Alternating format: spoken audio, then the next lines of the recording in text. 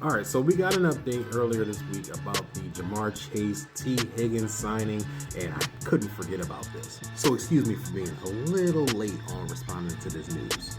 But T. Higgins and Jamar Chase got paid, and it's about time because the Bengals was messing around. Jamar Chase gets a 4-year, $161 million contract with 112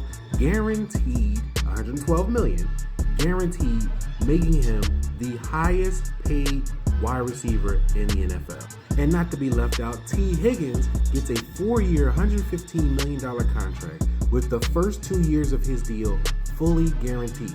That's what I'm talking about. The Bengals shouldn't have been playing around with his money, particularly as they franchised him twice before giving him this deal. Now, had they paid him beforehand or last season, they probably would have saved a little bit of money.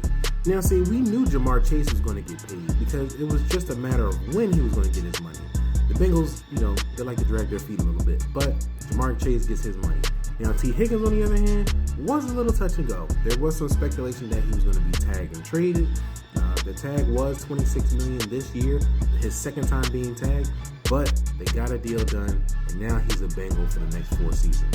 Now, in terms of fantasy, this is a great situation for both Jamar Chase and T. Higgins, but particularly T. Higgins because he gets to stay in a pass-heavy offense with a dominant wide receiver to his opposite in Jamar Chase, and he gets to see a bunch of targets as well.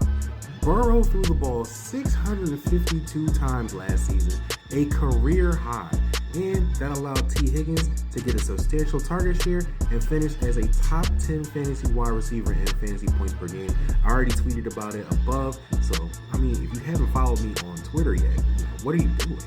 But Jamar Chase and T. Higgins in a pass-heavy offense, these are 2 wide receivers you should be looking to add in your fantasy teams this season.